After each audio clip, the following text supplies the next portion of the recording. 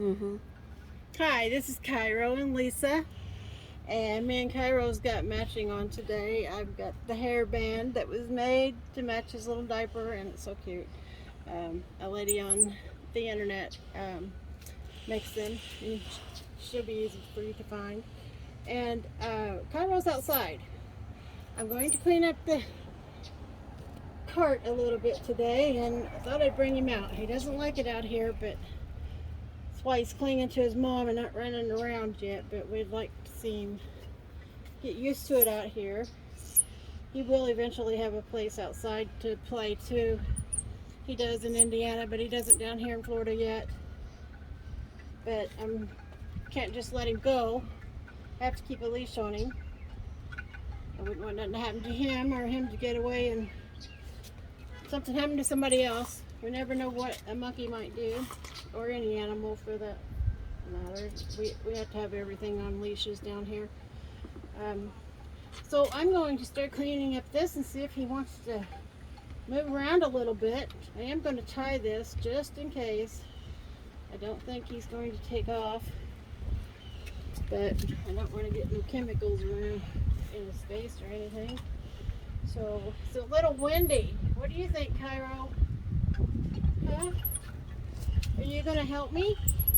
Let's put you back here and see what happens. You want to get off the cart? Or get off the mommy and get on the cart and climb? We'll take you. I'll take that undone if you don't run off. Are you going to be a good boy? Cairo. Everyone wants to see you running around. Here, I will untie it. But we keep a close watch on you. You can move around, Kai. Go ahead and show everybody you're not going to be a little scared boy. Come on. Come on, let's get off. Let's get off mommy. You want to? Okay. I don't think he's going to.